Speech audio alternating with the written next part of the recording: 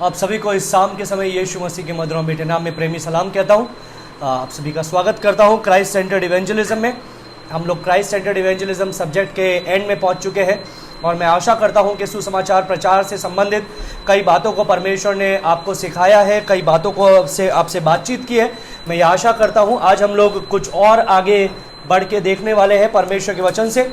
और हम देखने वाले हैं विशेष करके कि जब हम मसीह का कार्य मसीह के तरीके से मसीह की महिमा के लिए करते हैं, जब हम उसकी सेवकाई करते हैं, जब मसीह केंद्रित संदेश प्रचार करते हैं, यीशु केंद्रित संदेश जब प्रचार करते हैं, तो उससे 4 प्रकार की प्रतिक्रियाएं हो सकती है। 4 प्रकार से लोग रेस्पॉन्स कर सकते हैं। ये 4 प्रतिक्रियाओं को हम लोग आज वचन में देखेंगे। आइए हम लोग प्रार्थना करें और सीधे वचन में जाएंगे। प्रार्थना करेंगे। धन्यवाद देते हैं परमेश्वर इस समय के लिए जो तूने हमारे जीवन में दिया। एक बार फिर से हम में से प्रत्येक को तेरे हाथों में समर्पित करते हैं। धन्यवाद देते हैं परमेश्वर की तेरे उपस्थिति में आने के लिए मौका दिया। परमेश्वर जबकि हम तेरे वचन से देखना चाहते हैं, हम प्रार्थना करते हैं कि तू हमें से प्रत्येक से बात करने पाए और तेरे नाम की महिमा हमारे जीवन के द्वारा होने पाए। यीशु के नाम से मांगते हैं, सुनो ग्रहण का पिता। आमीन आमीन आमीन। परमेश्वर आप में से प्रत्येक को आशीष दे। So we are seeing from the parable of the 4 soils. हम लोग एक दृष्टांत देखने वाले हैं आज शाम के समय, जो लूका 8वां अध्याय 4 पद से 15वें पद में देखने के लिए मिलता है। लूका 8 उसका 4 से 15 में ये पद हमको देखने के लिए मिलता है। और ये बीज बोने वाला बीज बोने निकला, 4 प्रकार की भूमियों के बारे में ये दृष्टांत है। हर एक व्यक्ति को बहुत ही भली भांति रीति से हमको ये पता है। ये हमारे परिचित एक दृष्टांत है जिसको हम लोगों ने कई बार सुना है, कई बार हो सकता है प्रचार भी किया है। तो आज हम लोग देखने वाले हैं शाम के समय कि जब हम यीशु केंद्रित सुसमाचार प्रचार करते हैं, जब हम परमेश्वर का कार्य करते हैं, जब हम मसीह केंद्रित संदेश को प्रचार करते हैं, तो 4 प्रकार की प्रतिक्रियाएं हो सकती है। There can be 4 responses to Christ-centered evangelism। वो 4 प्रकार की प्रतिक्रियाएं क्या है, आज हम लोग इस दृष्टांत के द्वारा देखने वाले हैं। सो लिख लीजिए इन पदों को। आज हम लोग इन दृष्टांतों के द्वारा देखने वाले हैं वो 4 प्रकार की प्रतिक्रियाएं क्या है। सो 4 responses to Christ-centered evangelism, the parable of the 4 soils, Luke chapter 8 verse 4 to 15। हमारा मुख्य बिंदु रहेगा लूका 8 4 से 15, मसीह केंद्रित इंजीलवाद या सुसमाचार प्रचार के प्रति 4 प्रतिक्रियाएं, 4 भूमियों के दृष्टांत के द्वारा। आइए हम लोग आगे बढ़ते हैं और देखते हैं। जब हम लोग वचन में पढ़ते हैं, आइए हम लोग पवित्र शास्त्र को ले लेंगे और हम लोग लूका रचित सुसमाचार उसका 8वां अध्याय निकालेंगे। लूक चैप्टर 8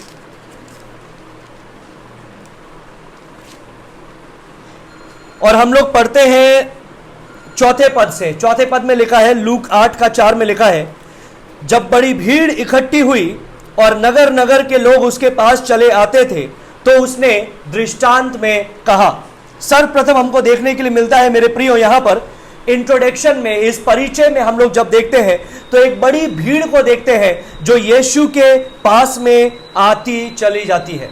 एक बड़ी भीड़ जो यीशु के समीप आ रही है। इसमें बड़े संख्या के लोग हैं जो आ रहे हैं इसलिए कि वो देखना चाहते हैं यीशु के आश्चर्य कर्म, वो चाहते हैं अपने जीवन में चंगाई, कई लोग चाहते हैं दुष्टात्मा को निकलना, कई लोग चाहते हैं उनके जीवन में यीशु की आशीषें उतरे, कई लोग इसलिए उसके पीछे आते हैं क्योंकि बड़ी भीड़ चल रही है, सब लोग चल रहे हैं तो चलो हम लोग भी चलते हैं। So there are many participants, many seekers, but there are few remnants. सहभागी बहुत सारे हैं, खोजने वाले बहुत सारे हैं, उसको ढूंढने वाले बहुत सारे हैं। ज्यादातर लोग चिन्ह चमत्कार देखने के लिए उसके पीछे हैं, उसके सामर्थ्य से आश्चर्यचकित होते हैं इसलिए उसके पीछे है, उसके आश्चर्य कर्म को होते देखना चाहते हैं इसलिए उसके पीछे है। फरीसी भी उसके पीछे है क्योंकि वो उसको फंसाना चाहते हैं। लेकिन मुट्ठी भर लोग ऐसे हैं जो सचमुच में सच्चे विश्वास के साथ में यीशु के पीछे आते हैं, जो सचमुच में एक सच्चे विश्वास के साथ में यीशु के पीछे आते हैं। यहां तक कि यूहन्ना उसका 2 अध्याय उसका 23वां पद पढ़ूंगा, यूहन्ना 2 का 23। वहां पर यीशु मसीह इस प्रकार से बताता है, जब वो यरूशलेम में फंसे के समय पर्व में था तो बहुतों ने उन चिन्हों को जो वो दिखाता था देखकर उसके नाम पर विश्वास किया। सो वचन में लिखा है कि उसके चिन्हों को देख करके बहुतों ने विश्वास किया 24वां पद कहता है, परंतु यीशु ने अपने आप को उनके भरोसे पर नहीं छोड़ा, क्योंकि वो सब को जानता था। बहुत सारे लोग उसके पीछे आते थे, लेकिन यीशु मसीह जानता था किसका विश्वास कैसा है। कईयों का मरा हुआ विश्वास होता था, कईयों का धोखेबाजी वाला विश्वास होता था, कईयों का दुष्टात्मा भरा विश्वास होता था, लेकिन थोड़े से लोग ऐसे थे, मुट्ठी भर लोग, जिनका सच्चा विश्वास होता था। उनके विषय में यीशु मसीह इस दृष्टांत में बात करता है। अभी दृष्टांत क्या है यदि देखा जाएगा, यहां पर लिखा है 4 पद में 8:4 के अंदर लूका में, तो उसने दृष्टांत में कहा। दृष्टांत क्या है? What is parable? Parable is earthly stories with heavenly meanings. दृष्टांत का मतलब होता है सांसारिक कहानी स्वर्गीय अर्थ के साथ में। मतलब स्वर्गीय बातों को बताने के लिए सांसारिक तौर पर तस्वीर देते हुए यीशु मसीह कहानी सुना रहा है। 5वें पद में लिखा है 8:5 में, एक बोने वाला बीज बोने निकला। वचन कहता है, यहां पर वो बता रहा है, एक बोने वाला बीज बोने निकला। हो सकता है जब यीशु मसीह वहां पर चल रहा हो, जब यीशु मसीह के पीछे भीड़ चल रही हो, तो कुछ दूर कुछ बीज बोने वाले दिखाई दे रहे हो जो बीज बो रहे हैं। Because it is a very familiar seen in Israel. Israel में ये बहुत ही एक प्रख्यात एक सीन है, एक तस्वीर है जो देखने के लिए मिलती है। बीज बोने वाला बीज बो रहा है, किसान बीज बो रहा है। यहां पर बीज बोने वाला बीज बो रहा है, और यीशु मसीह हो सकता है उसकी ओर दिखा करके उसके द्वारा, उसके दृष्टांत को लेकर के स्वर्गीय अर्थ को बता रहा है। तो ये बीज क्या है? परमेश्वर का वचन बताता है 11वें पद में, ये बीज परमेश्वर का वचन है। ये बीज कहानी नहीं, ये बीज किस्से नहीं, ये बीज अच्छे इलस्ट्रेशंस नहीं, ये बीज रुलाने वाले उदाहरण नहीं, ये बीज किसी मनुष्य की चतुराई या किसी मनुष्य की विद्या नहीं, ये बीज मेरी इलोक्वेंस के मैं कितना अच्छा प्रचार करता हूं वो नहीं, ये बीज परमेश्वर का वचन है। The only seed that can produce life is the word of God. एकमात्र ऐसा बीज जो जीवन को उत्पन्न कर सकता है वो परमेश्वर का वचन है मेरे प्रियो। इसीलिए रोमियो उसका 10:17 में लिखा है, faith comes by hearing and hearing comes by the word of Christ. विश्वास सुनने से आता है और सुनना मसीह के वचन के द्वारा होता है। इसलिए पहला पत्रस 1:23 में परमेश्वर का वचन कहता है कि उसने हमको अपने वचन रूपी बीज से, नश्वर बीज नहीं लेकिन अनश्वर बीज के द्वारा उसने हमको उत्पन्न किया, अपने वचन के बीज से। जब आप सुसमाचार सुना रहे हैं तो ये 4 प्रकार की भूमि लोगों के जीवन में है, ये 4 प्रकार की प्रतिक्रिया लोग देंगे। आप मुझे कोई भी प्रतिक्रिया बताओ कि मैंने सुसमाचार सुनाया, उसने ऐसा किया या उसने ऐसा कहा या उसने इस प्रकार का बर्ताव किया या उसने अच्छे से सुना। वो चारों वो कैसे प्रतिक्रिया दे रहे हैं सुनने वाले, वो चारों प्रतिक्रियाओं को इस दृष्टांत के अंदर हम लोग देख सकते हैं 4 भूमियों के द्वारा, 4 भूमियों के द्वारा। If you can understand this, it will be easier for you to understand the rest of the things. इस बात को अगर आप समझ लेते हैं तो सुसमाचार प्रचार करना आसान हो जाएगा। तो सबसे पहला भूमि कौन सा है? Some seed fell on the hard soil of the path. सबसे पहली भूमि लिख लीजिए, जो लिख रहे हैं, द वे साइड सॉइल। सबसे पहली भूमि है मार्ग के किनारे वाली भूमि। लिख लीजिए, सबसे पहली भूमि है मार्ग के किनारे वाली भूमि। अभी इजराइल में क्या होता था, एक खेत और दूसरे खेत के बीच में एक पगडंडी होती थी जो खेत को अलग करती है, क्योंकि एक बड़ा क्षेत्र होता था जो खेतों से भरा होता था, और उसके बीच में एक खेत से दूसरे खेत में जाने के लिए एक पगडंडी होती थी जो लगभग 10 फीट चौड़ी होती थी, 10 फीट चौड़ी, और एक लंबी पगडंडी। यह भूमि खेत वाली है, ये कोई अलग से भूमि नहीं है, इसको तार नहीं किया हुआ है, इसको ब्लैक टॉप नहीं किया हुआ है, इसके ऊपर कुछ और लगा, पत्थर नहीं लगाया है, सीमेंटेड नहीं किया है इसको। ये वही भूमि है मेरे प्रियो जो ये वाली, जो यहां पर भूमि है खेत की। लेकिन क्या हुआ, निरंतर इसके ऊपर किसान चलते हैं, क्योंकि अपने खेत से दूसरे खेत में जाएंगे, अपने घर से अपने खेत में आएंगे। So the farmer use this path. जो किसान होते थे वो इस खेत की भूमि को, वो इस पगडंडी को उपयोग में लेते थे, वे इस पे चला फिरा करते थे। इतना ही नहीं, जो मर्चेंट्स होते थे, जो व्यापारी होते थे, वो भी इन पगडंडियों का इस्तेमाल करते थे एक जगह से दूसरे जगह जाने के लिए, और जो राहगीर होते थे, जो इधर से उधर यात्रा करते थे, वो यात्री भी इस सड़क को उपयोग में लेते थे। तो इसलिए क्या होता था, निरंतर उसके ऊपर से चला जाता था, निरंतर बैलगाड़ियां जा रही है, घोड़ा गाड़ी जा रही है, जानवर चल रहे हैं, इंसान चल रहे हैं। तो भूमि वही है, मिट्टी वही है, लेकिन हार्ड हो गई है, कठोर हो गई है। तो पहली भूमि कौन सी है, वे साइड सॉइल, मतलब मार्ग के किनारे वाली भूमि, और निरंतर उसके ऊपर चल रहे हैं, इसीलिए वो कठोर हो गई है। अभी it is nearly impossible for the seed to penetrate, to germinate and to cultivate. ये असंभव सी बात है कि एक बीज यहां पर गिरा और गिर करके वो इसके अंदर अंदर जा सके, वो जड़ पकड़ सके, अंकुरित हो सके और फल ला सके। There is no hope for fruit, कोई आशा नहीं है फल लाने के लिए। क्यों? क्योंकि ये हार्ड हो चुकी है। तो जब किसान अपने खेत में बीज बोएगा तो कुछ बीज इधर भी गिर जाएंगे। अब उन बीजों का क्या होगा, वो बीज या तो जो राहगीर या यात्री चल रहे हैं या जो किसान चल रहे हैं उनके पैरों तले रौंद दिए जाएंगे, या फिर आकाश के पक्षी आकर के उसको चुग लेंगे। सो let us see what Jesus said. आइए हम देखते हैं यीशु मसीह ने क्या कहा। द वे साइड सॉइल, मार्ग के किनारे वाली भूमि। लूका 8:5 में लिखा है, एक बोने वाला बीज बोने निकला, बोते हुए कुछ मार्ग के किनारे गिरा और रौंदा गया और आकाश के पक्षियों ने उसे चुग लिया। जैसे मैंने आपको बताया, वो जो पगडंडी है उस पर राहगीर यात्री चलते रहते हैं, किसान चलते रहते हैं, तो या तो वो बीज रौंद दिया जाता है या आकाश के पक्षी आकर के उसको उठा लेते हैं, उसको चुग लेते हैं। So let us go ahead and see. ये भूमि कठोर हृदय को दर्शाती है। ये भूमि किसको दर्शाती है? You can guess it very easily, बहुत आसानी से उसको अनुमान लगा सकते हैं। ये कठोर हृदय को दर्शाती है। लूका 8:12 में लिखा है, मार्ग के किनारे के वे हैं जिन्होंने सुना, तब शैतान आकर उनके मन में से वचन उठा ले जाता है कि कहीं ऐसा ना हो कि वे विश्वास करके उद्धार पाएं। तो ये सुनकर के मुझे बहुत आश्चर्य हुआ, क्योंकि जब मैं प्रचार कर रहा हूं उसी समय शैतान भी वहां पर है उस बीज को हटाने के लिए। और ऐसे लोग जिनका हृदय कठोर हो चुका है, जिनका हृदय संसारिकता से, संसार से, पाप से, भ्रष्टता से, गंदगी से, दुष्टता से कठोर हो चुका है। कठोर तो हर एक का ही जीवन में पाप है, लेकिन बार बार उन्होंने परमेश्वर की आज्ञा को ना मानते हुए, परमेश्वर की आवाज को ना सुनते हुए, परमेश्वर से मुंह मोड़ते हुए अपने हृदय को कठोर कर लिया है। वे लोग ऐसे लोग हैं जो कठोर हृदय वाले लोग हैं। They are stiff neck people. वो कठोर गर्दन वाले, सीधी गर्दन वाले, खड़ी गर्दन वाले लोग हैं। दे do not grasp it, they do not understand it, they do not comprehend it. वो ना तो सुसमाचार को आपके ग्रहण करेंगे, ना उसको समझेंगे, ना उनको समझना चाहेंगे। आपकी बातें उनके लिए मूर्खता है, आपका सुसमाचार उनके लिए मूर्खता है। आप सुनाते जाइए, सुनाते जाइए, सुनाते जाइए, और वो आपको मूर्ख समझेगा, वो आपकी हंसी उड़ाएगा, वो आपकी हंसी उड़ाएगा।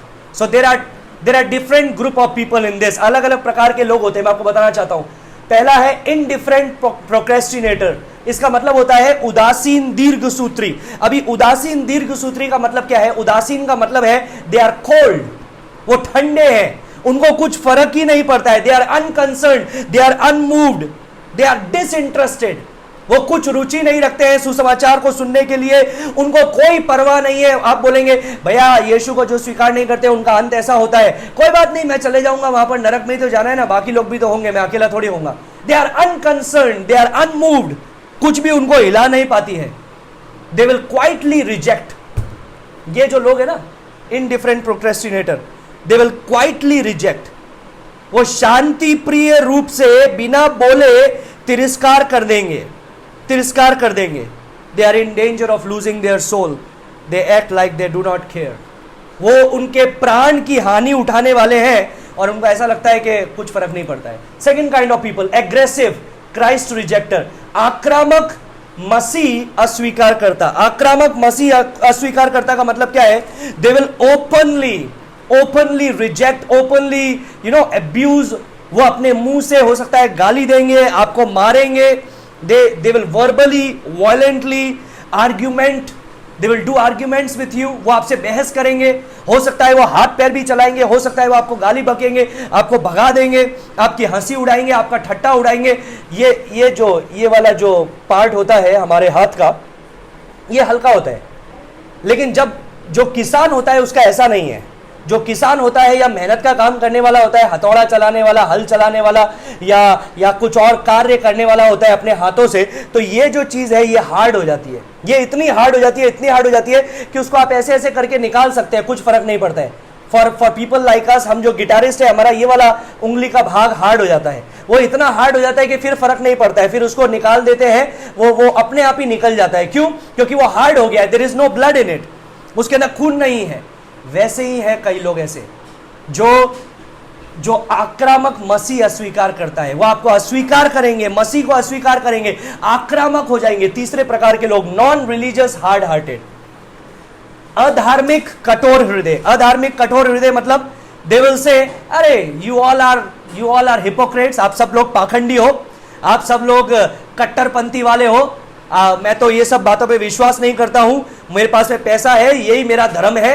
इस प्रकार कहने वाले लोग, जिनको धर्म से कोई लेना देना नहीं है, वो लोग ये मानते हैं सब धर्म बेकार है, हमको तो सिर्फ अच्छा कर्म किए जाओ, यही हमारे लिए अच्छा है।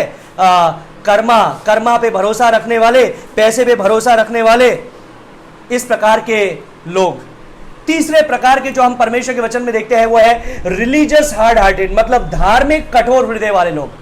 ये धार्मिक लोग हैं, they are church goers, they go to the church, वो कलीसिया में भी जाते हैं, वो कलीसिया में बैठते हैं, week after week after week after week, वो हफ्ते दर हफ्ते कलीसिया में बैठते हैं, वचन को सुनते हैं, लेकिन उनका हृदय कठोर है। क्या ये रोचक बात नहीं है? जो सूरज की गर्मी बर्फ को पिघलाती है, वही सूरज की गर्मी भूमि को कठोर भी करती है। जो सूरज की गर्मी बर्फ को पिघलाती है, वही सूरज की गर्मी भूमि को कठोर भी करती है। तो ये वे लोग हैं जो कलीसिया में बैठते आए हैं, they have a Spectator religion, they know the works of Jesus, वो यीशु के कार्य जानते हैं, यीशु ने क्या किया किया उनको पता है, उनको प्रार्थनाएं करना आता है, वो अपने आप को दूसरा से तुलना करते हैं। They are filled with their spiritual pride, आत्मिक घमंड से वे लोग भरे हुए हैं। There is a gradual hardening of their heart, उनका हृदय धीरे धीरे धीरे धीरे धीरे धीरे करके कठोर हो रहा है। They continuously neglect, they continuously reject the truths of the gospel. They sit in the church but they are tied to their idols. वो कलीसिया में तो बैठे हैं, लेकिन उनका हृदय जो है वो जुड़ा हुआ है उनकी मूर्तियों के साथ में। उनका पैसा मूर्ति हो सकता है, उनका व्यापार मूर्ति हो सकता है, उनका कारोबार भी मूर्ति हो सकता है, उनके पूर्वजों की बातें मूर्ति हो सकती है, एनीथिंग। मुझे यीशु की क्या जरूरत है? मैं तो बचपन से ही मसीह हूँ, मैं तो तीसरी पीढ़ी हूँ, चौथी पीढ़ी हूँ, मुझे यीशु की क्या जरूरत है? They can be people like that, जो अपने हृदय में कठोर है। आइए देखते हैं जल्दी से दूसरे प्रकार की भूमि। दूसरे प्रकार की भूमि जो हम वचन के अनुसार देखते हैं, some seed fell where the soil is shallow and Rocky.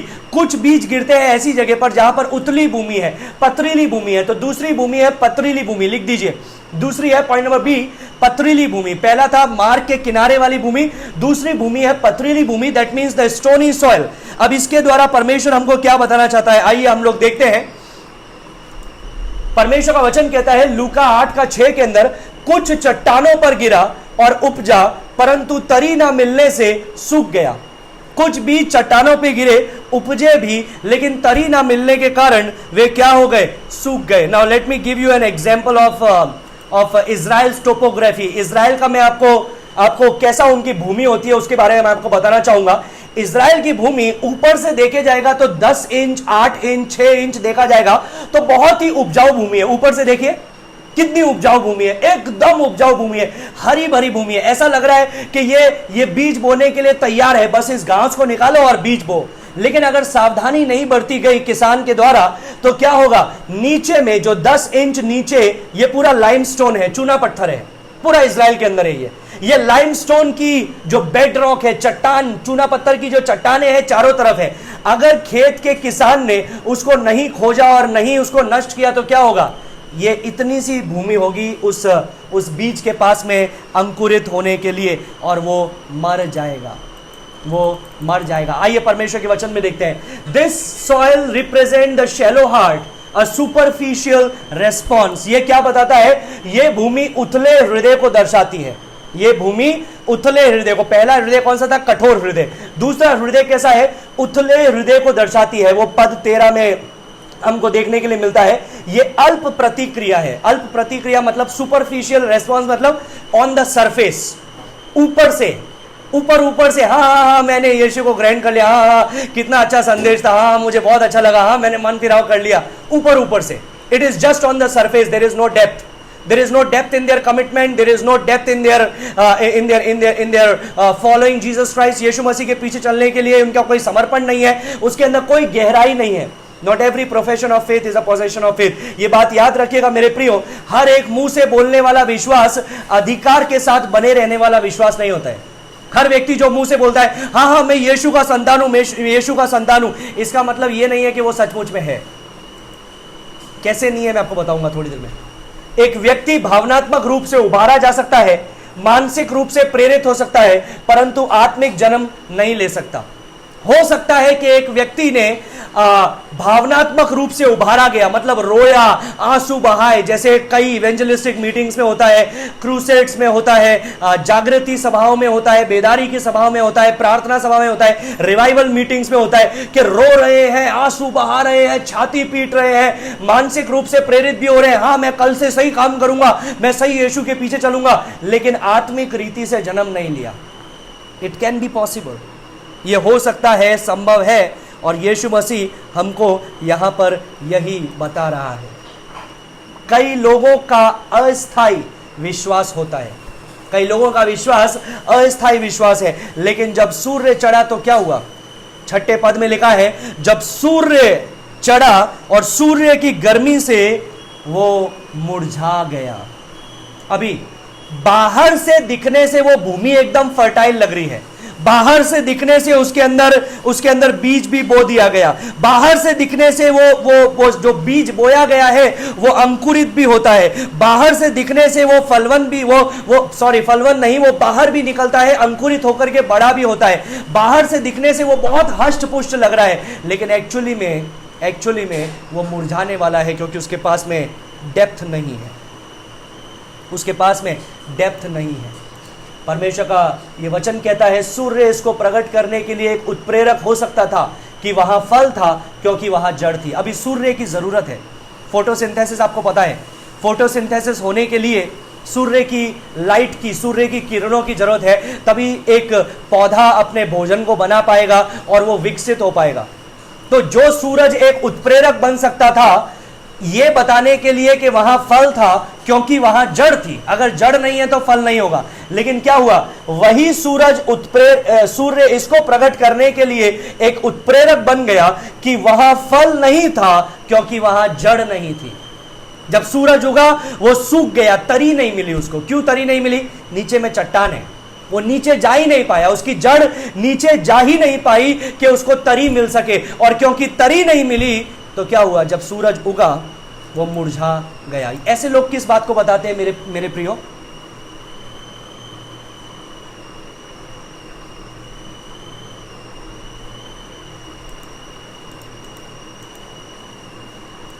Okay, let me go back and tell you few points. I think it is not here, यहां पर नहीं लिखे गए हैं, लेकिन मैं आपको बताना चाहता हूं कि ये वे लोग हैं जो सच्चाई को सुनते हैं, सच्चाई को सुनते हैं, पॉजिटिवली सुनते हैं। वचन में लिखा है 13वां पद में आपको पढ़ना चाहूंगा, लूका 8 का 13, वहां पर इस प्रकार से पवित्र शास्त्र बताता है, लूका 8वां अध्याय उसका 13वां पद, वहां पर ऐसा लिखा है, चट्टान पर के वे लोग हैं जो सुनते हैं तो आनंद से वचन को ग्रहण तो करते हैं। कैसे ग्रहण कर रहे हैं? रोते हुए नहीं।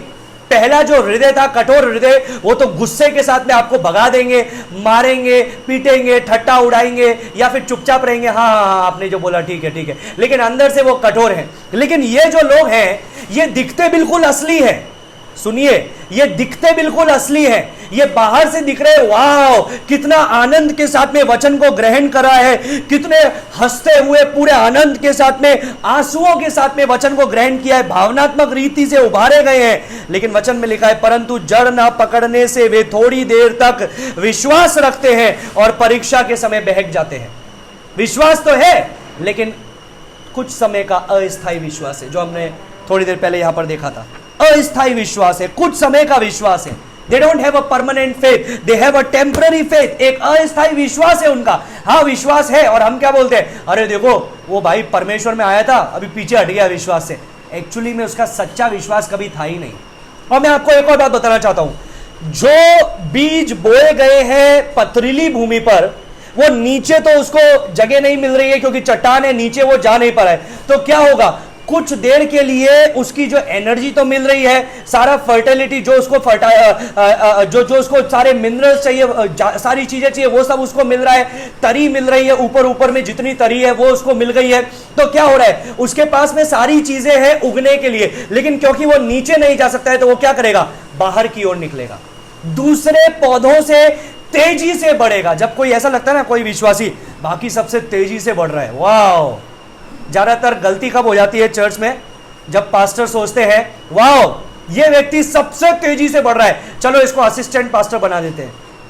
ये व्यक्ति सबसे तेजी से बढ़ रहा है, चलो इसको हम एल्डर बना देते हैं, डीकन बना देते हैं, इसको हम कोई सेवकाई में डाल देते हैं, क्योंकि ये तेजी से बढ़ रहा है। थोड़ी देर वेट कीजिए, थोड़ी देर इंतजार कीजिए, क्योंकि ये जो तरी नहीं मिल रही है, ये कुछ समय के लिए बाकियों से ज्यादा तेजी से उगेंगे, लेकिन जैसे ही सूरज चमकेगा वो भूमि की तरी सूख जाएगी, नीचे वो गए नहीं है तो तरी मिलेगी नहीं, और वो पौधा भी सूख जाएगा। कुछ देर के लिए बाकियों से जल्दी उगेगा, लेकिन कुछ देर बाद में उसका नामो निशान तक नहीं रहेगा, नामो निशान तक नहीं रहेगा। हर एक जो मुंह से बोलने वाला विश्वास है, हाँ हाँ हाँ हाँ मैंने विश्वास किया, जो अभी अभी हम लोगों ने देखा था, लेट मी गो बैक। हर एक जो मुंह से बोलने वाला विश्वास है, हाँ हाँ मैंने विश्वास किया, मैंने विश्वास किया, यह जरूरी नहीं है कि उसके दिल में भी विश्वास है। हो सकता है उसने एक प्रार्थना दोहराई हो सकता है उसने हाथ ऊंचा किया हो सकता है वो आगे भी आया हो सकता है उसने आंसू भी बहाए हो, लेकिन यीशु को ग्रहण नहीं किया हो सकता है उसका परिवार यीशु को ग्रहण कर रहा है तो इसलिए वो भी आ रहा है। हो सकता है वो फाइनेंशियल समस्या में है और यीशु ने उसका फाइनेंशियल समस्या सुधार दिया आपकी प्रार्थनाओं की वजह से, तो वो तेजी से आ गया। हो सकता है उसको पारिवारिक समस्याएं हो, मैरिज प्रॉब्लम हो, करियर क्राइसिस हो, बीमारियां हो सकता है कुछ भी और मोटिव, गलत मोटिव के पीछे यीशु के पीछे आ रहा हो, और जैसे ही वो मोटिव पूरा हुआ वो यीशु के पीछे चलने लगा थोड़ी देर तो, लेकिन उसके पश्चात वो पीछे हट गया। They are emotionals, they are superficials, they are just on the surface. वो भावनात्मक रीति से उभारे जा रहे हैं, वो ऊपर ऊपर से सिर्फ हैं। सो इसलिए मैंने आपको बताया एक व्यक्ति भावनात्मक रूप से उभारा जा सकता है, मानसिक रूप से प्रेरित हो सकता है, परंतु आत्मिक जन्म नहीं ले सकता। यह संभव है, यह संभव है। पवित्र आत्मा का जो सामर्थ्य है वो मन को, आत्मा को, भावना को भेद करके जीवन को बदलने का सामर्थ्य रखता है। इट कैन बी पॉसिबल कि वो भावनात्मक रीति से तो उभारा गया हो किसी अच्छे स्टोरी के द्वारा, किसी अच्छे एग्जाम्पल के द्वारा, लेकिन नया जन्म उसका नहीं हुआ हो।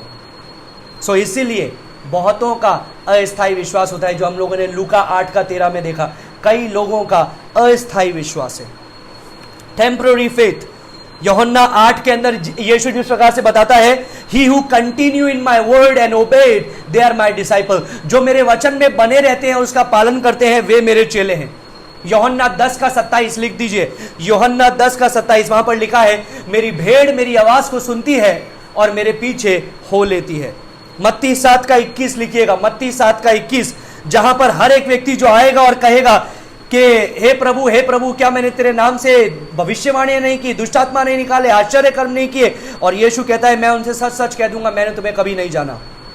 इब्रानियों 3:14 लिख दीजिए, इब्रानियों 3:14, हिब्रू चैप्टर 3 वर्स 14। वहां पर इब्रानियों 3:14 में इस प्रकार से लिखा है, हम मसीह के सहभागी बने हैं अगर हमने जो शिक्षा प्राप्त की है शुरुआत से अंत तक, यदि हम उसमें बने रहे, तभी हम मसीह के सहभागी हैं. Then only we are partakers of Christ. कोलोसियों 1 का 22-23 लिख दीजिए. कोलोसियों 1 का 22 और 23, वहां पर लिखा है, God will present you blameless and holy and above reproach in the sight, if indeed you continue in the faith, grounded and steadfast and are not moved away. प्रभु परमेश्वर आपको निर्दोष, पवित्र, निष्कलंक प्रस्तुत करेगा यदि आप उसके वचनों में बने रहे तो. सो सेविंग फेथ, उद्धार के निमित्त विश्वास कैसा विश्वास है? जो आपके जीवन को बदल देता है, आपके चरित्र को बदल देता है, आपके दिल को बदल देता है, आपकी जिंदगी को बदल देता है. You are no more like before. आप पहले की जैसे नहीं रहते हैं, आप एक बदल चुके व्यक्ति हो जाते हैं. लेकिन जब सूर्य चढ़ा, मैंने आपको बताया क्या हुआ. जो सूर्य उनको मदद करता फल लाने के लिए, वही सूर्य बन गया उनकी जान का जोखिम, और वे मुरझा गए, मर गए, नष्ट हो गए. इसका मतलब क्या है? सूर्य किसको प्रकट करता है? जीवन के ऐसे कठोर पलों को जो हमको मसीह में बढ़ने के लिए मदद करती है, जो हर एक की जिंदगी के अंदर है.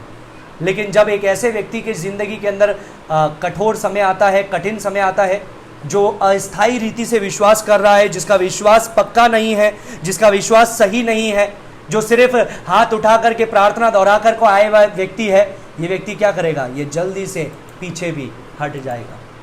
चौथी भूमि, some seed fell among weeds and were choked out. यहां पर ऐसा बताते हैं, कटीली झाड़ियों वाली भूमि. लिख दीजिए, कटीली झाड़ियों वाली भूमि. तीसरी भूमि, कटीली झाड़ियों वाली भूमि, द थॉर्नी सॉइल. कटीली झाड़ियों वाली भूमि. अभी इज़राइल के अंदर एक और टोपोग्राफी बताऊंगा. उनका जो जगह है वो ऊपर से फर्टाइल दिखता है, लेकिन उनको हर एक क्षेत्र में होता है, भारत में भी ये सही है कि फर्टाइल दिखता है, लेकिन वहां से जो खरपतवार है या जो कटीली झाड़ियों के जो जड़ है उसको निकालना पड़ेगा. नहीं निकाला तो क्या होगा? तो वो झाड़ियां बढ़ेगी और साथ में ये पौधा भी बढ़ेगा, और झाड़ियां इसको क्या कर देगी? चोक कर देगी, इसको फंसा देगी, और ये बढ़ नहीं पाएगा. So small roots of thorny bushes are present in the soil. उस भूमि के अंदर, इजराइल की भूमि के अंदर, और भारत के अंदर भी ये सच है कि भूमि के अंदर हम जब देखते हैं वो कटीली झाड़ियों की या खरपतवार की छोटी छोटी जड़ें भी रहती है, जिसको हटाना जरूरी है. ये किस हृदय को बताती है? पहला हृदय था कठोर हृदय, दूसरा हृदय था उथला हृदय, तीसरा हृदय है जो वर्ल्डली हार्ट, दुनियावी हृदय. मैं अभी आपको बताऊंगा.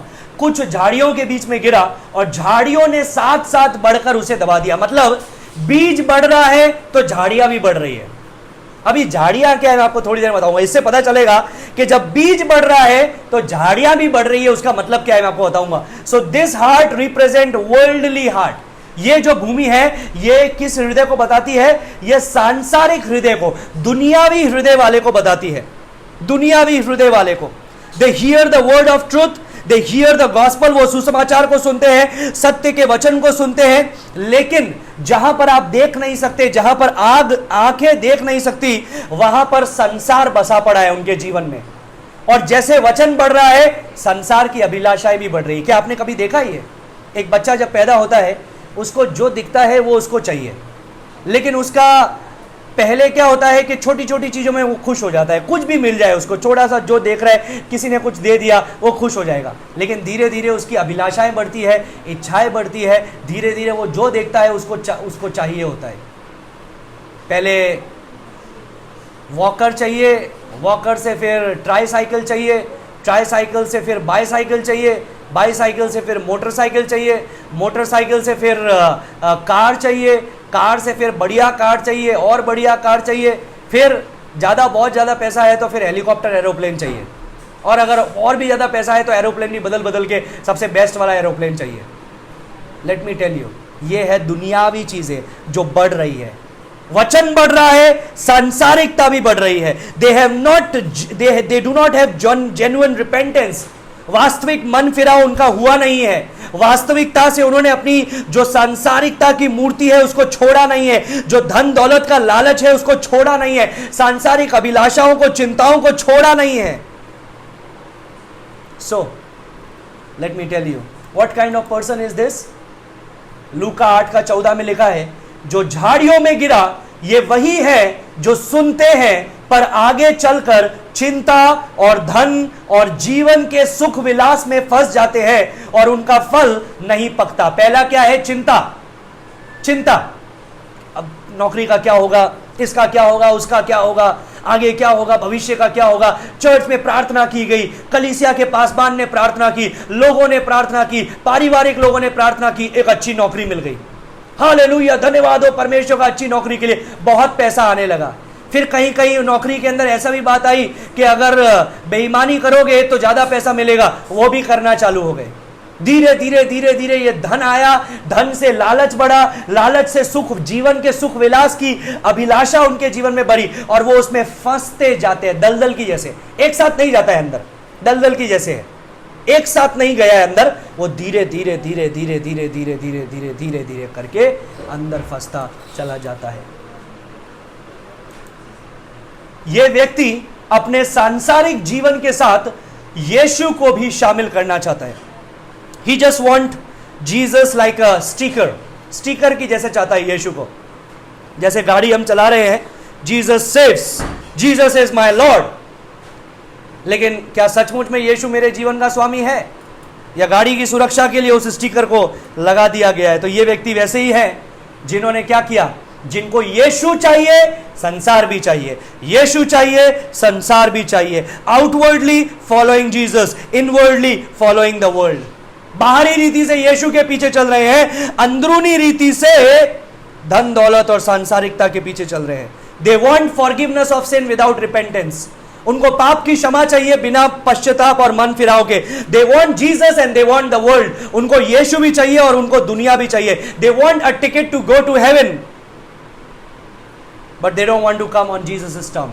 उनको स्वर्ग में जाने के लिए एक टिकट चाहिए, लेकिन यीशु के टर्म्स के अनुसार, शर्तों के अनुसार वो आना नहीं चाहते हैं। वे अपनी सांसारिक मूर्तियां त्यागे बिना स्वर्ग का टिकट पाना चाहते हैं।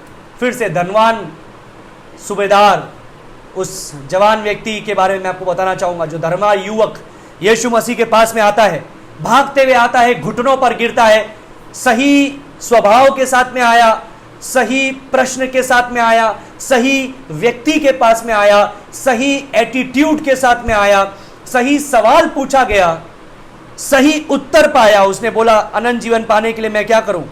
यीशु मसीह ने बोला कि तू तो जानता है सारी आज्ञाओं को।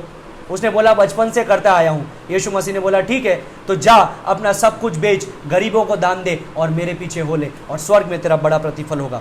वो खड़ा हुआ, अपने घुटनों को झाड़ा और यीशु को छोड़ करके चला गया। वचन में लिखा है, एक गहरी उदासी के साथ में, अंधकार के साथ में वो यीशु के पास से लौट गया। क्यों? क्योंकि वो अपनी दुनिया की मूर्ति को, सांसारिक मूर्ति जो उसके लिए धन था, उसका पैसा था, उसका ऐशो आराम था, उसको छोड़ना नहीं चाहता था।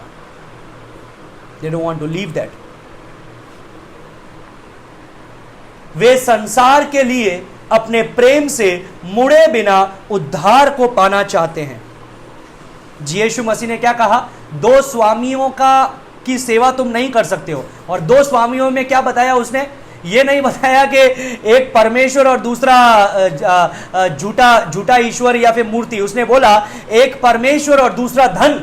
क्योंकि सचमुच में अगर देखा जाएगा तो जितनी भी बाकी चीजें बनाई गई है वो इसलिए बनाई गई है क्योंकि धन दौलत मिलता जाए इंसान को और इंसान दुखी ना रहे। तो धन के पीछे, धन की सेवा और परमेश्वर की सेवा एक साथ नहीं कर सकते हैं। यीशु मसीह ने कहा, मैं तुम्हारे बाकी ईश्वर के साथ में तुम्हारे दिल में रहने के लिए नहीं आऊंगा। मतलब धन तुम्हारा ईश्वर है, संसार तुम्हारा ईश्वर है, उसके साथ में मेरे को भी ले लो। नहीं, दैट इज नॉट पॉसिबल।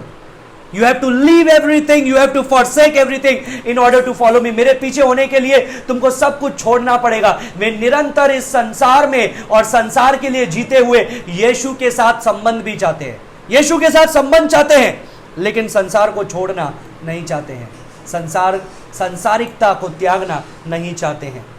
पहला यूहन्ना 2:15 में लिखा है, यदि कोई संसार से प्रेम रखता है तो उसमें पिता का प्रेम नहीं है। पा नहीं है, का है, पिता का प्रेम नहीं है। संसार से प्रेम रखता है, पिता का प्रेम नहीं है। याकूब 4:4 में लिखा है, अतः जो कोई संसार का मित्र होना चाहता है वह अपने आप को परमेश्वर का बैरी मतलब शत्रु बनाता है। फिलिपियो 3:19 में लिखा है, उनका अंत विनाश है जो पृथ्वी की वस्तुओं पर मन लगाए रहते हैं। वाह, जो पृथ्वी की वस्तुओं पर मन लगाए रहते हैं। मन लगाने का मतलब क्या है? मन लगाने का मतलब यह नहीं है कि डोंट यूज देम, उनको इस्तेमाल मत करो। इसका मतलब यह नहीं है कि पैसा मत कमाओ, सब कुछ छोड़ दो, ऐसा नहीं है। इसका मतलब यह है, मन लगाने का मतलब है to find your fulfilment, to find your satisfaction in those thing. शांति को, संतुष्टि को चाहना कि उसमें मन लगा गया, क्योंकि जहां मन है वहां धन, जहां धन है वहां मन है, और जहां मन है वहां जीवन है। राइट? जो धन कहां पर है? संसार में है। तो मन भी कहां पर है? संसार में है। और जीवन भी कहां है? संसार के अंदर है, सांसारिकता में है। क्यों? संतुष्टि, संतुष्टि। ये धन मुझे संतुष्टि देगा, ये सांसारिकता मुझे संतुष्टि देगी। नो माय डियर फ्रेंड्स, परमेश्वर का वचन स्पष्ट रीति से हमको बताता है। परमेश्वर का वचन कहता है इफिसियों 2:1 में, उसने तुम्हें भी जिलाया जो अपने अपराधों और पापों के कारण मरे हुए थे, जिनमें तुम पहले इस संसार की रीति पर चलते थे। इस संसार के अनुसार तुम चला करते थे, इस संसार की रीति पर तुम चला करते थे। सो सतह पर मिट्टी प्रचुर परिपक्व रोपने के लिए तैयार दिखती है। सतह पे कैसे दिख रही है? मिट्टी एकदम तैयार है रोपने के लिए, लेकिन सिर्फ सतह के नीचे 3 रेशेदार घातक खरपतवार हैं। 3 रेशेदार घातक खरपतवार हैं, क्योंकि यह पवित्र आत्मा के द्वारा पुनर्जीवन नहीं है। अगर पवित्र आत्मा के द्वारा हुआ तो क्या होगा मेरे प्रियो? पता है आपको? अंदर से बाहर सब कुछ बदल जाएगा।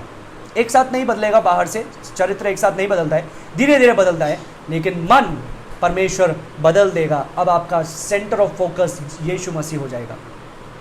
आप यीशु में अपनी संतुष्टि को प्राप्त करोगे, क्योंकि आपने क्या किया है? मन फिराव किया है। इसलिए ही सच्चा मन फिराव जरूरी है। ये सब तकलीफें कब होती है पता है? जब सच्चा मन फिराव नहीं है। हाथ उठाया है, आगे आए हैं, प्रार्थना दोहराया है, सोचा है यीशु को स्वीकार कर लिया, सच्ची रीति से कभी अंगीकार नहीं किया, पश्चाताप नहीं किया, हृदय परिवर्तन नहीं हुआ, सच्चा विश्वास यीशु पर नहीं किया। नाम से मसीह, काम से सांसारिक। नाम से मसीह, काम से सांसारिक। तो 3 खरपतवार कौन से हैं? वो यीशु मसीह ने बताया है। पहला खरपतवार है संसार की चिंताएं, the cares of the world. संसार की चिंताएं, they are preoccupied with the concerns of this world। इन संसार की चिंताओं के साथ व्यस्त है। मतलब preoccupied मतलब उनका दिमाग भर चुका है, उनका दिमाग भरा पड़ा है इन सांसारिक चिंताओं से। अगर मैं सचमुच में यीशु के पीछे चलूंगा तो मेरे परिवार वाले क्या प्रतिक्रिया करेंगे, मेरे दोस्त कैसे रिएक्ट करेंगे, मेरे करियर में फ़र्क पड़ जाएगा, मेरी प्रसिद्धि में फ़र्क पड़ जाएगा, हो सकता है मेरी प्रेस्टीज पर फ़र्क पड़ जाए, लोग मेरा आदर नहीं करेंगे, लोग मेरे बारे में क्या कहेंगे। They are already too much concern, too much concern. चिंताएं उनके मन में भरी पड़ी है। दे preoccupation with temporary cost and concern choke out their consideration of the eternal concern of their soul। उनका प्राण के लिए जो चिंता होनी चाहिए उसका दम घोट चुका है, उसका गला घोटा जा चुका है। किसने? किसके द्वारा? संसार की चिंताओं के द्वारा, सांसारिकता के द्वारा। They are consumed with temporary issues. वे उन अस्थायी मुद्दों में भस्म हुए जाते हैं जो सच्चे आत्मिक विषयों के सामने भीड़ करते हैं। दे आर क्राउडेड, सच्चे आत्मिक विषयों के सामने आ जाते हैं। दूसरी चीज क्या है? दूसरा खरपतवार क्या है? They are living for the possession of the world. दूसरा खरपतवार है द डिसीटफुलनेस ऑफ रिचेस, मतलब धन दौलत का छल। पहला खरपतवार है सांसारिक चिंताएं, दूसरा खरपतवार है, दूसरी कटीली झाड़ी है धन दौलत का छल। अभी धन दौलत का छल का मतलब क्या है? वो जवान युवक के बारे में फिर से याद करें। वो दुखी मन के साथ में लौट गया क्योंकि वो अति धनवान था। परमेश्वर का वचन यही बोलता है, वो अति धनवान था। आज अगर आज के समय में ऐसा होता कि कोई इतना धनवान व्यक्ति जो संसार के अंदर एक बड़ा लीडर है, मंत्री है, वो आकर के अगर घुटने पर झुक रहा है पास्टर के सामने और बोल रहा है अनंत जीवन पाने के लिए मैं क्या करूं, तो हम लोग बहुत खुश हो जाएंगे, हम लोग उसको ग्लैडली अपने कलीसिया का सदस्य बनाएंगे, बोलेंगे और कहीं मत जाना, और कहीं मत जाना, यहीं पर ही रहना, मैं तुम्हें सच्ची शिक्षा दूंगा। But you know what Jesus said, यीशु मसीह ने बोला तू अपनी मूर्तियों को, धन को लेकर के मेरे पीछे नहीं आ सकता है, क्योंकि जहाँ धन है वहाँ मन है। यीशु मसीह ने बोला सब कुछ बेच, कंगालों को दे, और स्वर्ग में तेरा बड़ा प्रतिफल होगा, स्वर्ग में तेरा धन संचय होगा, ताकि तेरा मन भी वहीं लगा रहे। तो ये कैसे व्यक्ति हैं? ये ऐसे व्यक्ति हैं जो संसार के धन दौलत के लिए जी रहे हैं। They are living for the possession of this world. Career क्या होगा, घर कैसा मिलेगा, गाड़ी कैसे खरीदेंगे, कपड़े कैसे होंगे, their whole focus is possession possession possession possession. They are like a big vacuum cleaner. वो एक बड़े वैक्यूम क्लीनर की जैसे हैं, सब कुछ जो भी देखते हैं उसको अपने अंदर घुसाना चाहते हैं, अपने अंदर लेना चाहते हैं, मेरा हो जाए, मेरा हो जाए, मेरा हो जाए, मेरा हो जाए। They are attempting to find fulfilment in possession. वे संपत्ति में संपूर्णता को खोजने का प्रयत्न करते हैं। यह असलियत है। संपत्ति में संपूर्णता को खोजने का प्रयत्न करते हैं। आप भी बचपन से, हम भी जब बड़े होते हैं हमको पता है, एक साइकिल होती है तो हम लोग सोचते हैं ये साइकिल, बस वो साइकिल नहीं मिलने से पहले हम लोग कई ख्वाब सजाते हैं, ये साइकिल मिल जाएगी तो और कुछ नहीं चाहिए मुझे। साइकिल मिल जाती है, फिर साइकिल धीरे धीरे चलाते चलाते बोर हो जाते हैं, दूसरा मॉडल आता है साइकिल का, वो वाली साइकिल चाहिए मुझे, वो मिल जाएगी तो संतुष्ट, क्योंकि वो लेटेस्ट है, वो मिल जाती है, फिर संतुष्टि नहीं। बाइक दूसरी, तीसरी, चौथी, पांचवी, 10वीं, 12वीं, 15वीं, क्यों? संतुष्टि संतुष्टि संतुष्टि संतुष्टि। बुरी चीज नहीं है, अगर आप चेंज कर रहे हैं चेंज कीजिए, but don't try to find your fulfilment in getting those possession. उन बातों के अंदर अपनी संतुष्टि को ना खोजें, अपनी संतुष्टि को ना खोजें। परमेश्वर का वचन बोलता है मेरे प्रियो, What shall it profit a man if he gains the whole world and loses his own soul? यदि मनुष्य सारे जगत को प्राप्त करे और अपने प्राण की हानि उठाए तो उसे क्या लाभ होगा? Charlie main, Charles the great जिसको बोला जाता है, चार्ली मेन, जो वर्ल्ड एम्परर एक समय में रहा है, world emperor Charlie main, Charles the great, वो बहुत ही धनवान व्यक्ति था, but he was not a disciple of Christ. उसका जो कब्र है, बहुत बड़ा टोम था, बहुत बड़ा टोम था, महल का जितना, उसको खोद करके निकाला गया पुरातत्व विभागों के लोगों के द्वारा। जब उसको खोद करके निकाला जा रहा था तो उन्होंने बहुत बेशुमार धन दौलत को देखा। उसके कमरे में बेशुमार धन दौलत थी, और वहां पर एक सिंहासन देखा जिस पे चार्ल्स द ग्रेट बैठा हुआ था, मर चुका था, कंगाल है, सिर्फ उसका कंगाल है, वो बैठा हुआ था। और उसका जो मुकुट था, सोने चांदी हीरे मोती का जो मुकुट था, वो उतर करके गले में आ चुका था। क्यों? क्योंकि पहले तो मांस वगैरह था, सब चीज थी, अभी हड्डियां बची तो सीधे नीचे आकर के गले में आ गया। उसके हाथ में एक बाइबल थी, फटी हुई टूटी हुई ऐसी थी, और उस पर उसकी उंगली रखी हुई थी, और जहां पर उसकी उंगली रखी हुई थी वहां पर मरकुस 8 का 36 निकला हुआ था। मरकुस 8 का 36, मार्क चैप्टर 8 वर्स 36। उसके लेफ्ट हैंड में बाइबल थी, राइट हैंड से वो इशारा कर रहा था, और वो पद क्या कहता है पता है? वो पद ये कहता है, यदि मनुष्य सारे जगत को प्राप्त करे और अपने प्राण की हानि उठाए तो उसे क्या लाभ होगा? सब कुछ पा लिया, पूरा डिपार्टमेंटल स्टोर खरीद करके लेके आ गए, पूरा मॉल घर पे बसा लिया, लेकिन अपनी प्राण की हानि उठाई तो क्या लाभ है? Pleasure of this world. तीसरा खरपतवार, इस संसार, इस जीवन का सुख विलास या मनोरंजन, इस जीवन का मनोरंजन। दूसरा तिमोथियुस 3 का 1 से 3 में लिखा है, अंतिम दिनों में कठिन समय आएंगे, क्योंकि मनुष्य परमेश्वर के नहीं वरन सुख विलास ही के चाहने वाले होंगे। पूरा 1 से 3 पूरा पढ़िएगा, और वहां पर आपको यह देखने के लिए मिलेगा, मनुष्य परमेश्वर के नहीं लेकिन सुख विलास के चाहने वाले होंगे। Materialism is what going on right now. आपको पता है शैतान का जो राज्य होने वाला है, जिसमें शैतान राज्य करेगा, जिसमें मसीह विरोधी 7 साल का राज्य करेगा, that will be materialism. One of the main object और one of the main bait to call people to his side would be materialism. मसीह विरोधी, एंटी क्राइस्ट, झूठा भविष्यवक्ता, फॉल्स प्रॉफिट, ये जो दुनिया पर कब्जा करेंगे. और क्यों सारा संसार के लोग उनके पीछे चलेंगे? क्यों सारे संसार के लोग 666 की मोहर लेंगे? मटेरियलिज्म वो उसका एक सबसे बड़ा हथियार होगा. सांसारिकता, अभिलाषाएं, जैसे हवा को भी किया था ना, आदम को भी किया था ना, ललचाया था चीजें दिखा करके, फल दिखा करके, खा ले, आंखों के लिए, अभिलाषा के लिए अच्छा है. वैसा ही वो दिखाएगा, सपने दिखाएगा. मेरे प्रियो, ये सपने दिखाने का काम आपको पता है हर देश में हो रहा है. हर देश में सपने, रियलिटी नहीं है, सपने. ऐसा होगा, ऐसा होगा, ऐसा होगा. नथिंग इन रियलिटी, वास्तविकता में नहीं, सपने. और यही एक मुख्य औजार, हथियार होगा शैतान का अंतिम दिनों में. अब चालू हो गया है वो. सुख विलास ही के चाहने वाले होंगे, सुख विलास ही के चाहने वाले होंगे.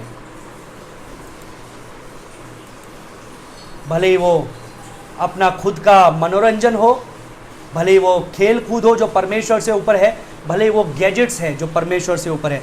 Anything which has taken the place of the Lord has become an idol. परमेश्वर का जगह जिस किसने भी लिया है वो हमारे लिए एक मूर्ति बन गया है. तीसरा जो है वो है फर्टाइल सॉइल या उपजाऊ भूमि. तीसरी प्रकार की भूमि है उपजाऊ भूमि. इसके साथ में मैं अंत करना चाहूंगा. परमेश्वर का वचन हमको सिखाता है, बताता है लूका 8:8 में, कुछ अच्छी भूमि पर गिरा और उगकर 100 गुना फल लाया. अंडरलाइन कर दीजिएगा, अच्छी भूमि. अभी ये अच्छी भूमि क्या है मैं आपको थोड़ी देर में बताऊंगा. कुछ अच्छी भूमि पर गिरा, उगकर 100 गुना फल लाया. यह भूमि एक परिवर्तित हृदय को दर्शाती है. कन्वर्टेड हार्ट, परिवर्तित हृदय. पहला हृदय कौन सा था? जो पथरीली भूमि पर था, कठोर हृदय. दूसरा उथला हृदय. तीसरा कटीली झाड़ी वाला हृदय, सांसारिक हृदय. और चौथा हृदय जो है वो परिवर्तित हृदय है. परिवर्तित हृदय है. ये जो भूमि है ये फर्टाइल सॉइल है, उपजाऊ भूमि है. This is not the way side soil. ये मार्ग के किनारे वाली भूमि नहीं है, ये उथली भूमि नहीं है, ये चट्टान की भूमि नहीं है, ये पथरीली भूमि नहीं है, ये कटीली झाड़ियों वाली भूमि नहीं है. ये भूमि है उपजाऊ भूमि. It results in fruit. इसके फल आते हैं 30 गुना, 60 गुना, 100 गुना फल आते हैं. मैं आपको बताना चाहूंगा, इजराइल के अंदर जो एवरेज क्रॉप है, एवरेज फसल जो उगती है, फसल जो होती है लास्ट में बीज बोने के बाद में 8 गुना होती है. अगर 8 गुना फसल हुई है तो वो लोग बोलेंगे बाउंटीफुल, मतलब बहुत अच्छी फसल है. और अगर 10 गुना फसल हुई है तो वे लोग बोलेंगे अमेजिंग क्रॉप, अद्भुत फसल. ऐसी फसल हुई नहीं है कई सालों के अंदर. और यहां पर यीशु मसीह बोल रहा है 8 गुना, 10 गुना, 6 गुना नहीं, 30 गुना, 60 गुना और 100 गुना. ये सुनकर के जितने लोग सुनने वाले होंगे वो हक्का बक्का रह गए होंगे. क्यों? क्योंकि उन्होंने तो 30 गुना सुना ही नहीं कभी. 8 गुना सुना, 10 गुना सुना, 10 गुना से ऊपर सुना ही नहीं. 30 गुना, 60 गुना, और जब यीशु ने बोला 100 गुना फसल, 100 गुना फसल. सो लूका 8:15 परमेश्वर का वचन बोलता है, पर अच्छी भूमि के वे हैं जो वचन सुनकर भले और उत्तम मन में संभाले रहते हैं और धीरज से फल लाते हैं. अंडरलाइन कर दीजिए, भले और उत्तम. अंडरलाइन कर दीजिए, संभाले रहते. अंडरलाइन कर दीजिए, धीरज से फल लाते. 3 बातें, भले और उत्तम, संभाले रहते, धीरज से फल लाते. धीरज से फल लाते. Now wait a minute. भले और उत्तम मन, अच्छी भूमि, उपजाऊ भूमि. मैंने तो सुना था किसी का भी मन अच्छा नहीं है. ये भला मन कहां से आया? मैंने तो पढ़ा है वचन के अंदर दिल तो सबसे ज्यादा भ्रष्ट है, दिल धोखेबाज है. मैंने वचन के अंदर यह पढ़ा है कि तुम्हारे धर्मी कार्य मैले चिथड़ों के समान है. मैंने वचन में यह पढ़ा है कि तुम पाप में गिर गए और परमेश्वर की महिमा से रहित हो गए।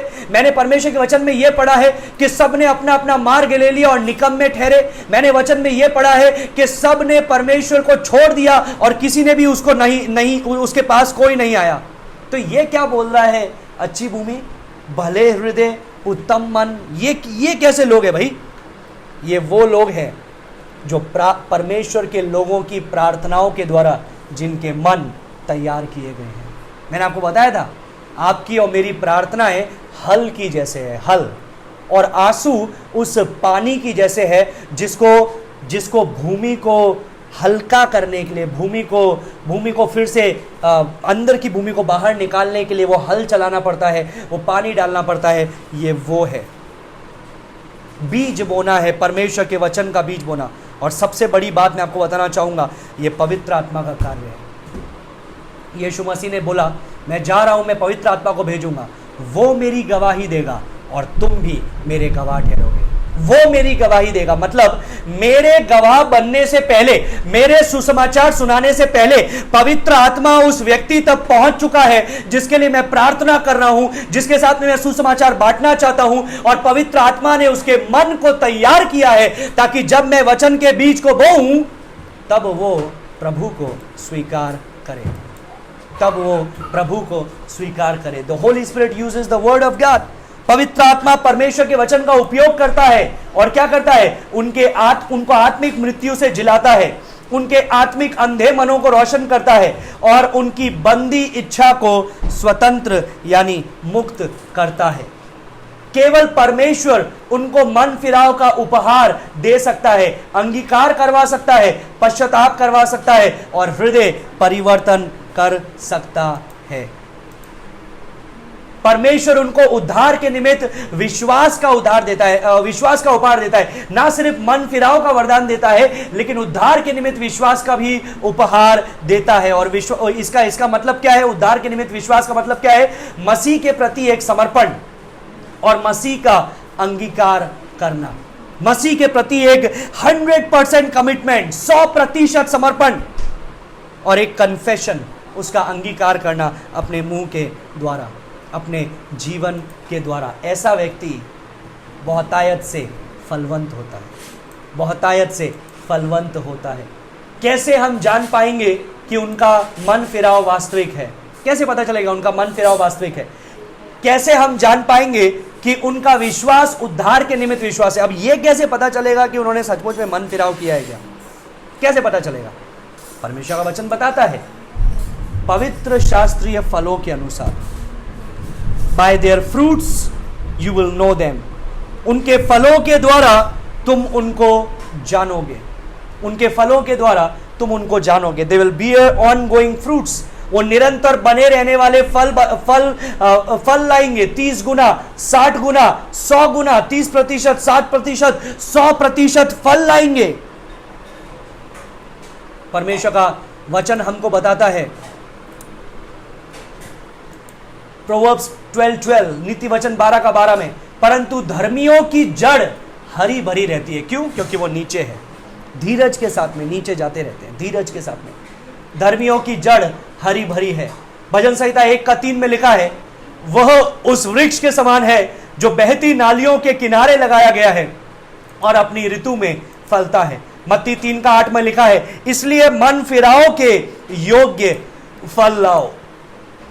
मत्ती 7:20 में लिखा है, इस प्रकार उनके फलों से तुम उन्हें पहचान लोगे। यूहन्ना 15:16 के अंदर पवित्र शास्त्र कहता है, तुमने मुझे नहीं चुना परंतु मैंने तुम्हें चुना है और तुम्हें नियुक्त किया है कि तुम जाकर फल लाओ और तुम्हारा फल बना रहे, कि तुम मेरे नाम से जो कुछ पिता से मांगो वह तुम्हें दे दिया जाए। ये क्या है? फल है मेरे प्रियो। फल से जानेंगे आप क्या वो सचमुच में परमेश्वर की संतान है या नहीं। परमेश्वर ने हमें इसलिए नहीं चुना है कि हम जाकर के बैठ जाएं, उसने हमको इसलिए चुना है कि हम जाकर के फल लाएं। उनका जीवन नए जीवन के सबूत को प्रकट करेगा। उनका आत्मिक जीवन, उनका शारीरिक जीवन नए जन्म के सबूतों को प्रकट करेगा। पहला सबूत क्या है? सैंक्टिफिकेशन, मतलब पवित्रीकरण। पवित्रीकरण का मतलब अलग रखा गया परमेश्वर के लिए, और निरंतर परमेश्वर के वचन को पढ़ते हुए पवित्र पवित्र पवित्रता की ओर बढ़ते जाना। It does not means perfection.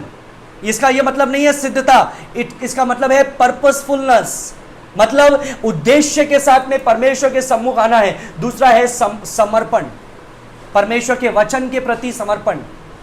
जब परमेश्वर का वचन बताएंगे और बताएंगे यहां पर ऐसा लिखा है, तो वो बहस नहीं करेगा कि नहीं नहीं वो तो ऐसा नहीं कर रहा है, मैं ऐसा क्यों करूं। नहीं, he will be submissive to the word of God.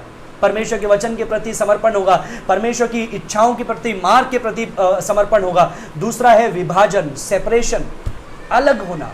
उसका एक अलगाव का जीवन होगा, एक विभिन्न जीवन होगा। उसके जीवन को देख करके आप बोल सकेंगे ये परमेश्वर की संतान है। चौथा, अलौकिक प्रेम। ये भी परफेक्टली नहीं है, पर्पसफुली है, परफेक्टली नहीं है। ऐसा नहीं सिद्धता से एकदम अलौकिक प्रेम करने लगे, नहीं, पर्पसफुली है। मुश्किल होती है ऐसे लोगों को क्षमा करने के लिए जिन्होंने सचमुच में हमारा दिल दुखाया है, लेकिन यह अलौकिक प्रेम प्रभु हमको देता है। और अंतिम बात, आत्माओं को जीतने के लिए एक इच्छा और लगन, और आत्माओं को जीतना, आत्माओं को जीतने की एक इच्छा और आत्माओं को जीतना। हम लोगों ने क्या देखा मेरे प्रियो? You will know them by there fruits. उनके फलों के द्वारा तुम उनको पहचानोगे। कुछ 30 गुना, कुछ 60 गुना और कुछ 100 गुना। उनके फलों के द्वारा तुम उनको पहचानोगे। तो आप जितने लोगों को सुसमाचार सुना रहे हैं ना, उस 4 में से एक व्यक्ति ऐसा होगा। बाकी 3 व्यक्ति कैसा हो गए? एक व्यक्ति होगा जिसको सुसमाचार सुनाया, उसने या तो चुपचाप रह करके आपको टाल दिया, या फिर आपको बका, आपकी मजाक उड़ाई, आपको मारा, हो सकता है आपको निकाल दिया अपनी जगह से। दूसरे प्रकार के व्यक्ति जिन्होंने आनंद के साथ में स्वीकार किया, वाह पास्टर क्या वचन प्रचार किया है, वाह ये मेरे दिल को छू गया, मेरा जीवन बदल गया। लेकिन नहीं, उनका जीवन नहीं बदला। तीसरा प्रकार का व्यक्ति जो वचन को स्वीकार करते हैं, आगे भी बढ़ते हैं, लेकिन फिर सांसारिकता भी वचन के साथ में बढ़ती जाती है। ऐसे लोगों के लिए बहुत मुश्किल होता है। हम लोग बोलते हैं अरे यार कितना भी समझाओ फिर भी सांसारिकता में घुस जाते हैं, कितना भी समझाओ इनको, कितना भी वचन से बताओ, लेकिन फिर भी इनका डिसीजन मेकिंग तो हमेशा दुनियावी रहता है। क्यों? परमेश्वर का वचन बढ़ रहा है, संसार भी बढ़ रहा है, संसार उनको चोक कर देगा, दबा देगा। लेकिन चौथे प्रकार के जो बीज है, सब भूमि है, वो फल लाते हैं, बहुतायत से फल लाते हैं। और मेरे प्रियो, इतना फल लाते हैं कि बाकी 3 भूमि आपको याद भी नहीं रहेगी, क्योंकि इनके फल 30 गुना, 60 गुना, 100 गुना है। हमको नहीं पता है कौन सी भूमि पथरीली है, कौन सी भूमि उथली है, कौन सी भूमि कटीली झाड़ी वाली है और कौन सी भूमि उपजाऊ है। इसलिए आपका और मेरा कर्तव्य है हर व्यक्ति को सुसमाचार सुनाना, हर किसी को यीशु के बारे में बताना, हर किसी के जीवन में बीज को बोना, प्रार्थना करना, क्योंकि हमको नहीं पता है कौन सी भूमि कैसी है, लेकिन परमेश्वर को पता है। लेकिन एक बार जब उसने यीशु को स्वीकार किया तो उसके फलों के द्वारा हमको पता चलता है क्या वो सचमुच में यीशु को स्वीकार किया है या नहीं किया है। परमेश्वर इन वचनों के साथ में आपको आशीष दे। कल हम लोग देखेंगे कि ये सेक्शन पूरा हो चुका है, प्रैक्टिकल सेक्शन पूरा हो चुका है। अभी कल हम लोग देखने वाले हैं परमेश्वर के वचन से। I want to give you an encouragement and a challenge. मैं आपको चुनौती देना चाहता हूँ और प्रोत्साहन देना चाहता हूँ कि दुख उठाने के लिए, मसीह के कार्य के लिए, क्लेश उठाने के लिए, चाहे कुछ भी हो जाए उसके कार्य को करने के लिए परमेश्वर आप में से प्रत्येक को आशीष दे। आइए प्रार्थना करें। धन्यवाद देते हैं परमपिता परमेश्वर इस समय के लिए जो तूने हमारे जीवन में दिया। धन्यवाद देते हैं परमेश्वर हम में से प्रत्येक के जीवन के लिए जो सुन रहे हैं। परमेश्वर हम वो फल, वो स्थान है, वो भूमि है जो फलवंत हुई पिता। परमेश्वर यदि हमारे जीवन में फल है तो ये तेरा कार्य है। हम तुझे धन्यवाद देते हैं। हर किसी के जीवन को आपके हाथ में समर्पित करते हैं। जो कोई प्रार्थना निवेदन है हम में से प्रत्येक के, उन प्रार्थना निवेदन को तेरे उपस्थिति में रखते हैं परमेश्वर, और तुझसे प्रार्थना करते हैं कि तू उन प्रार्थनाओं का उत्तर दे प्रभु। परमेश्वर हमारे जीवनों को, हमारे सारी बातों को आपके हाथ में समर्पित करते हैं। जब तक हम कल नहीं मिलते, हम में से प्रत्येक के साथ में आपकी आशीष बनी रहने पाए। यीशु के नाम से मांगते हैं, सुनो ग्रहण कर पिता। आमीन, आमीन, आमीन। परमेश्वर आप में से प्रत्येक को आशीष दे। धन्यवाद। God bless you.